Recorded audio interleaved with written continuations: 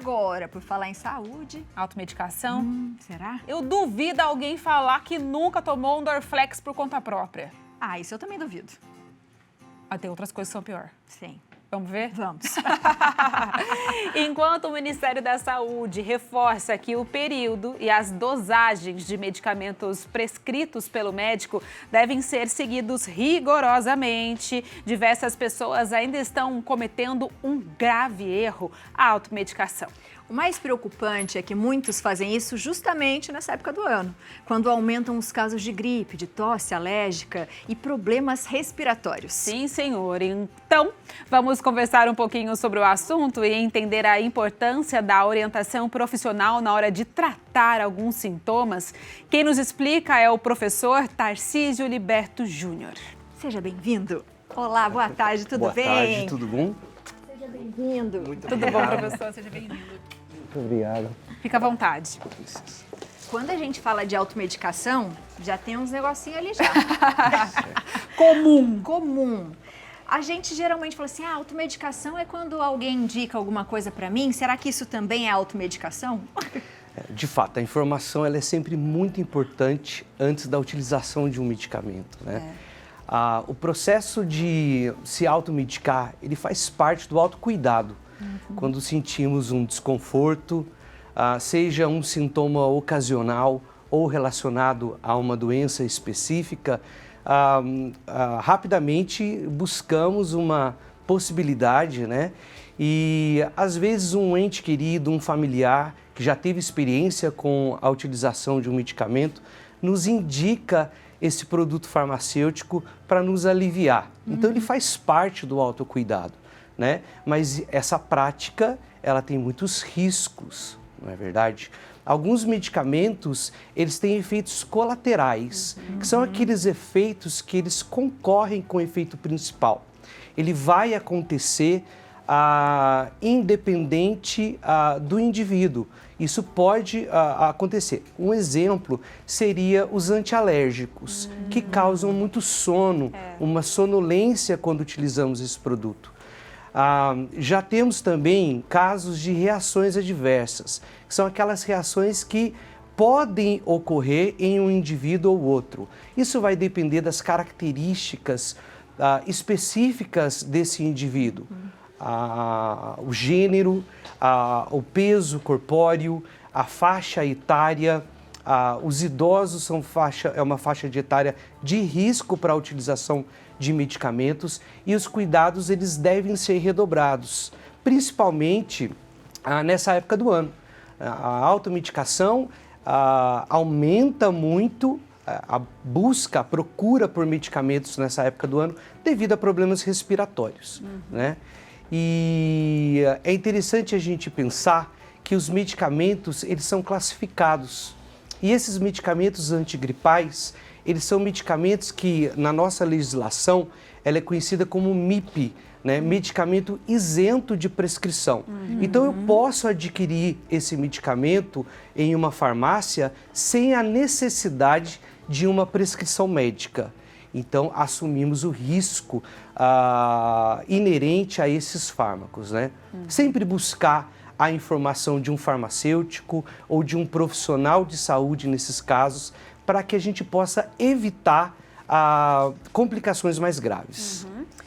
Eu tenho muita dor de cabeça. Um momento consulta. Eu tenho muita enxaqueca. E a Abi também. Eu tenho também. E a gente vive trocando, assim, né, um remedinho, porque eu falo pra ela, Abi, tem um bom. E daí a gente vive trocando um remedinho, assim, né? Mas a gente sabe que o que faz bem pra um pode não fazer pro outro, como o senhor mesmo disse. Mas no caso da enxaqueca, eu tenho alguns remédios que me faz sentir um pouco indisposta, sabe? Tipo, enjoada, o efeito colateral, como o senhor disse. Quais são os piores tipos de remédios que podem dar esse efeito colateral e não é legal tomar, de fato, sem a recomendação médica? Veja que no caso do sintoma de uma dor de cabeça, esse sinal e esse sintoma pode ser decorrente de várias situações. Sim. pode estar relacionado a uma patologia mais grave, ou pode ser apenas um estresse do dia, algo simples que seria revertido esse sintoma com relaxamento no dia, não com a utilização de um fármaco específico. Pensar em um sintoma, nós pensamos em várias possibilidades. Aí a importância do profissional médico em um diagnóstico específico. Relacionado a risco a diferentes medicamentos, existem analgésicos que são simples, como os MIPs, um paracetamol ou ibuprofeno. Essas medicações são medicações que são isentos de prescrição, comparado a um medicamento tarjado, como a tarja vermelha, sob prescrição médica, ele teria menos riscos, mas isso não isenta o produto de problemas mais graves. No caso desses riscos que você mencionou, pode mascarar um sinal e sintoma importante para o diagnóstico médico, né? Então, esse simples sintoma que você tenta reverter com a utilização de uma medicação simples poderia desencadear um problema mais grave. O aumento de pressão arterial pode levar a dores de cabeça. A sinusite, que é uma outra patologia, uma outra doença, também leva o sintoma de dor de cabeça. Ou seja, dor de cabeça é um sinal e sintoma genérico, um sintoma que ele é comum a várias manifestações de saúde. Então, a avaliação clínica ela é fundamental para que a escolha do melhor produto, aquele medicamento mais adequado, ele seja prescrito e administrado da maneira correta. Temos perguntinha para você. Coloca pra gente, diretora. Da Alice, de São Paulo. Boa tarde. Há 15 dias eu fiquei ruim e comecei a tomar um remédio de gripe. 3 dias depois, os sintomas não passaram, então entrei com remédio de alergia. Depois de 4 dias, comecei com uma tosse que doía o peito. Então resolvi ir ao médico e descobri uma sinusite. O que fazer nesse caso? Eu deveria ter ido ao médico no início dos sintomas. A gente tem essa mania, né, de querer tratar logo, né, querer solucionar um problema com um remédio, né? E sem saber de fato que né? Porque tudo a gente acha que, não, é só uma gripezinha, vai passar. Exatamente. Neste caso, as síndromes respiratórias, elas podem ser decorrentes de vários agentes etiológicos, de vários micro-organismos específicos, né? A gripe, ela também é bastante variável e no caso, por exemplo, da influenza, que tem sintomas mais proeminentes, sintomas mais graves e deve ser acompanhado essa evolução. 1 ou 2 dias, os sintomas eles não cederam com a utilização de um medicamento simples, certamente a conduta mais adequada seria buscar um médico, né, para avaliar a evolução desse quadro clínico. Às vezes é apenas um resfriado, né, diferente da gripe, a mais simples de se resolver. Mas nós não sabemos, a partir desses sintomas em casa, o que deveremos fazer. O fato é o seguinte, se em 1 ou 2 dias esses sinais e sintomas evoluírem ou não passarem, certamente precisamos buscar um médico. No caso da pergunta, aqui teve um quadro de sinusite, que o tratamento ele é realizado por meio de antibióticos, né, que precisa de uma prescrição médica para ser comercializado, utilizado, a fim de evitar vários problemas relacionados à utilização de medicamentos de forma inadequada. Quando a gente vai ao médico, eu me recordo muito, né, dele perguntar pra gente, você tem alergia a algum tipo de medicamento, né? E daí você fala que sim ou que não. Neste caso, como que uma pessoa deve procurar a orientação de um farmacêutico ou de um médico? Eu estou me sentindo com o nariz escorrendo, eu posso chegar na farmácia e falar isso para o farmacêutico e ele consegue me orientar? Ou eu preciso ir, de fato, num pronto-socorro, num clínico geral, no otorrino, enfim. Qual que é a diferença de um e de outro? Perfeitamente. O papel dos dois profissionais, de fato, é muito importante para a sociedade. Nós temos acesso fácil aos farmacêuticos nas drogarias, nas farmácias, mas temos um certo limite também relacionado a essa orientação, né? A essa atuação profissional. Esses sinais e sintomas, se eles são ocasionais, não acometem de maneira repetitiva a nossa saúde ou o indivíduo especificamente, a ajuda do farmacêutico na orientação, na escolha correta do produto, a forma, a dosagem que tem que se utilizar aquele produto, é fundamental. É um papel muito importante para a nossa sociedade. Sim. Agora, diagnóstico, quando eu não sei, não é um sintoma ocasional, e sim algo que precisa ser investigado. Certamente há necessidade de um diagnóstico clínico, e esse diagnóstico deve ser realizado por um médico. No caso da sinusite, muito bem avaliada no caso, né? Ele evolui os sintomas da pergunta, né, que fizeram para nós, e ela procura um médico que faz o diagnóstico correto, não é verdade? Sim. Então, muitas vezes, sinais e sintomas, eles surgem, mas nós sabemos o que de fato pode ter ocasionado.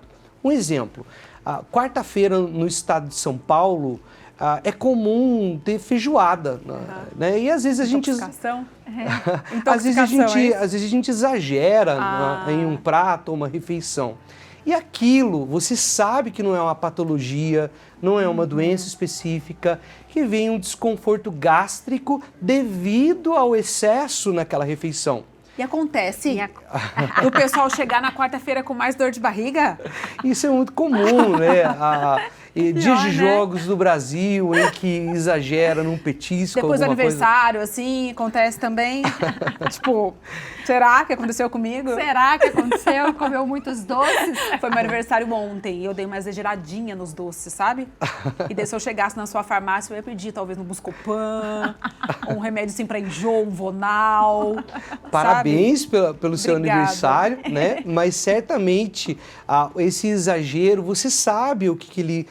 por que aconteceu aquele sinal, sintoma desconfortável, né? Então a ajuda do farmacêutico ela é fundamental para a utilização correta nesse sintoma ocasional. Agora, quando já existe um conjunto de sinais e sintomas, febre, a febre é um indicativo que nós devemos monitorar sempre, seja em crianças, em idosos, em qualquer faixa etária. A febre ela é um indicativo de uma infecção. Então, deverá ser avaliado por um clínico para exames adicionais, para se evitar a evolução ou, no caso, por exemplo, de um diagnóstico de uma pneumonia, quando estamos com sintomas de tosse, né, seja uma tosse carregada, seja uma tosse seca, a ausculta pulmonar realizada por um médico é fundamental para separar aqueles sintomas ocasionais, que são mais simples de se resolver, de um diagnóstico específico de uma doença que merece a atenção. Boa. Antes da gente terminar, vamos só fazer uma perguntinha, diretora? Tem aqui? Vamos lá, da Júlia. Boa tarde, eu estou sentindo dor de garganta e coriza sem febre.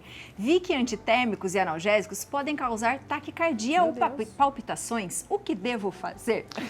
Olha, isso é muito importante, isso é uma reação adversa que pode acontecer no paciente, e pacientes cardíacos que fazem uso de medicação ou tem um acompanhamento, paciente hipertenso, ou o paciente ele tem algum tipo de doença cardíaca, ele realmente tem que passar no médico antes de se utilizar esses analgésicos simples, né? Como eu disse, são medicações simples de venda livre, mas que elas não são isentas de complicações. Então, certamente deve ser avaliado por um clínico e a escolha da medicação correta, a dosagem correta para esse paciente. Você é único, né? O remédio também tem que ser direcionado para você, né? Com certeza. Muito obrigado. Seja sempre bem-vinda, viu? Eu agradeço o carinho, a atenção e que essas informações sejam muito úteis para toda a sociedade. Com certeza. Muito obrigada. Lembrando que os contatos do professor estão aparecendo aí na sua tela. Você também pode tirar as suas dúvidas com ele. Exato. E lembrando sempre que a gente tem que se conhecer, né? Então, quando a gente se conhece, a gente sabe exatamente, será que é bem o que ele falou assim, quando isso acontece? É de vez em quando? Não. 3, 4 dias assim? Melhor ir ao médico. Não esquece disso, não, se cuide, viu? Mas